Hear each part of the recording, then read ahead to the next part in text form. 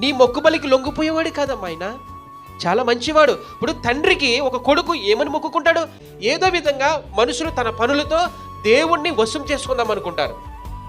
ఇప్పుడు చూడండి, రాజకీయ నాయకుడికి కొన్ని లంచాలు ఇచ్చి, లేకపోతే గవర్నమెంట్ ఎంప్లాయీకి కొన్ని లంచాలు ఇచ్చి పని జరిగించేస్తారు.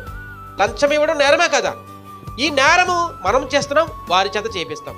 ఎవరైనా లంచం ఇస్తున్నప్పుడు దొరికిపోయారనుకో ఏం చేస్తారు? జైల్లో వేస్తారు.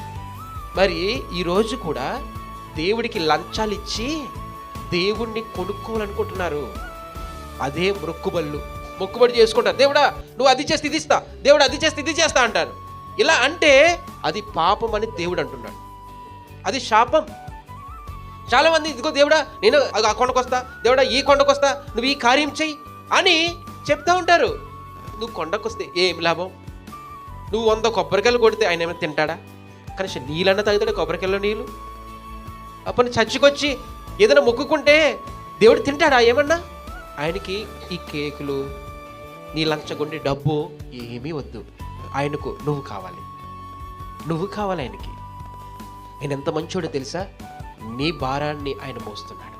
నువ్వంటే ఇష్టం ఆయనకి, అందుకే ఈ లోకానికి వచ్చాడు. నానా నువ్వు నాకు జత బట్టలు కొని నీకేదో చేస్తాను, ఇదేమంటారు? నవ్వుకుంటాడు తండ్రి. నువ్వు నాకేం చేస్తావురా?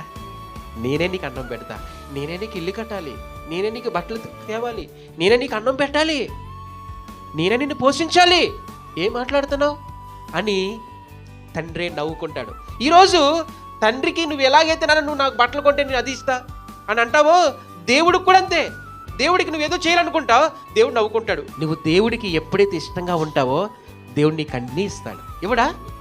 ఇస్తాడు. ఆయన ప్రాణమే పెట్టినైనా నీ హృదయ వాంఛలను తీర్చేవాడు ఆయనే అని వాక్యంలో ఉంది.